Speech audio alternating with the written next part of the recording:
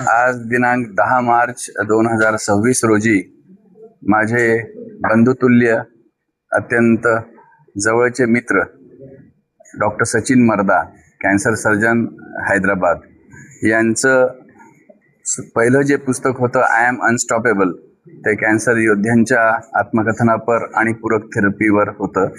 त्याचाच मराठी अनुवाद, किंवा मूळचे ते पंढरपूरचे, विठ्ठलाच्या गावचे आहेत आणि अनेक जीवनात विठ्ठल म्हणून ते आलेले आहेत, ज्यांचं रोगनिदान, उपचार आणि त्यांना कॅन्सरमुक्त करण्याचा जो त्यांनी म्हणजे ध्यास घेतलेला आहे आणि तो पूर्ण केलेला आहे, असा तो त्यांचा प्रवास सगळ्यांना प्रेरणादायी ठरणारा. या पुस्तकामध्ये सगळ्यात चांगली बाब म्हणजे कॅन्सर योद्धे जे आहेत, कॅन्सर मुक्त होणारे पेशंट, त्यांनी स्वतः आत्मकथनपर लेखन केलेलं आहे, जे इतर कॅन्सर पीडित रुग्णांचं खच्चीकरण होऊ देणार नाही, त्यांना त्याच्यात पॉझिटिव्ह एनर्जी मिळून पुढे सरकायला शक्ती देईल, अशा पद्धतीचं ते वर्णन आहे. दुसरं, आपण आजचा जो काही काल आहे तो तथ्याला धरून आहे. आपण तथ्याला धरून उपचार केला पाहिजे. प्रत्येक गोष्ट गुगलवर उपलब्ध आहे, प्रत्येकाला सगळी माहिती आहे आणि तथ्याला अनुसरून रोगनिदान करणे, त्याचा उपचार करणे आणि ह्या म्हणजे सततच्या बदलत्या युगामध्ये म्हणजे उपचार पद्धतीमध्ये अनेक बदल घडून येतात. त्या बदलाला योग्य वेळेस स्वीकारून रुग्णांपर्यंत पोहोचवायचं जे काम सचिनजी करतायत ते मी अत्यंत जवळून बघत आहोत. त्याचबरोबर आपल्या पूर्वापार आयुर्वेदिक पद्धतीमध्ये, होमिओपॅथिक पद्धतीमध्ये काही पूरक उपचार पद्धती आहेत, त्या आपल्याला माहीत नाहीत.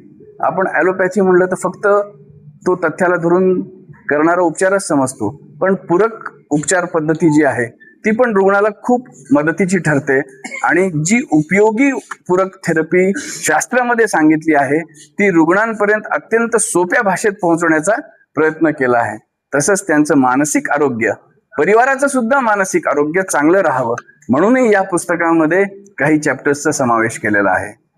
माझा ह्या पुस्तकाचा प्रवास जो आहे, इंग्रजी आवृत्तीचा, आता मराठी आवृत्तीचा, अत्यंत जवळून मी बघितलेला आहे. मला या पुस्तकाबद्दल खात्रीने म्हणजे मला नक्की खात्री आहे की हे अनेक रुग्णांच्या जीवनामध्ये वरदान म्हणून ठरेल. आजच्या ह्या तारखेला, या प्रकाशनाच्या सोहळ्याला आपल्या सर्वांबरोबर मला उपस्थित राहता आलं आणि ह्याला शुभेच्छा देता आल्या, हे मी माझं भाग्य समजतो.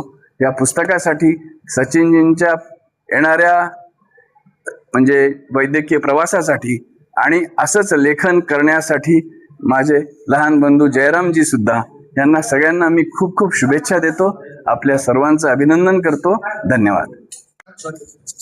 आज आपण ज्या कामासाठी इथं जमा झालो तर त्या आय एम अनस्टॉपेबल या पुस्तकाचा मराठी अनुवाद म्हणजे कॅन्सरशी म्हणून जो केला, त्या पुस्तकाचं प्रकाशन, आणि त्यानिमित्तानं मला एवढंच सांगावं वाटेल की डॉक्टर सचिन मर्दा सर जे अतिशय व्यस्त आणि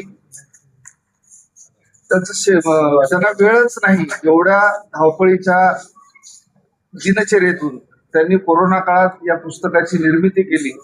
त्याच्यासोबत रचना मंटानी यांनी ज्या रुग्णांना कॅन्सर झाला अशा लोकांना प्रत्यक्ष भेटून किंवा फोनवर त्यांच्याशी संवाद साधून त्यांच्या सत्य कथा त्यांनी शब्दबद्ध केल्या आणि त्या आय एम अनस्टॉपेबल या पुस्तकाच्या रूपात त्या प्रकाशित केल्या. हे पुस्तक एवढं ज्ञानवर्धक आहे आणि हे कॅन्सर झालेल्याच रुग्णांनी वाचायला पाहिजे अशातला प्रकार नाही, तर प्रत्येकाने आपल्या आरोग्यासाठी, आपल्या आरोग्यविषयक जागृतीसाठी हे पुस्तक प्रत्येकाने वाचलं पाहिजे, असं हे पुस्तक आहे. आजच्या काळामध्ये भूदान, पैसादान, वस्त्रदान, गोदान ह्या करणाऱ्या लोकांची कमतरता नाही. त्याच्याशिवाय आता आधुनिक काळात नेत्रदान, अवयवदान सुद्धा करणारे दाते पुढे येतात, परंतु आपल्या अनुभवाचं दान करणारा आणि अतिशय व्यस्त असूनही ते पुस्तक रूपाने प्रकाशित करणारा डॉक्टर हा अतिशय दुर्मिळ आहे. अतिशय ज्ञानवर्धक आणि प्रत्येकाच्या संग्रही असावं असं हे पुस्तक आज आपल्या सर्वांच्या साक्षीनं प्रकाशित होत आहे आणि याचा अनुवाद करण्याचं मला भाग्य लाभलं. हा माझ्यासाठी आनंदाचा क्षण आहे. त्यासाठी आपण वेळ काढून इथे उपस्थित झालात त्याबद्दल सर्वांचे आभार. या पुस्तकाला योग्य प्रकारे आपल्या माध्यमातून जनतेसमोर आपण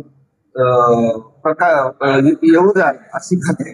धन्यवाद. हे आय एम अनस्टॉपेबल बुक मी जे इंग्लिशमध्ये लिहिलं होतं त्याची ही मराठी आवृत्ती आज आपण इथं प्रकाशित करतोय. जसं रायके साहेबांनी सांगितलं, जयराम साहेबांनी सांगितलं की ही एक झुंज आहे. ही कॅन्सरच्या पेशंटसाठी फार मोठी झुंज आहे.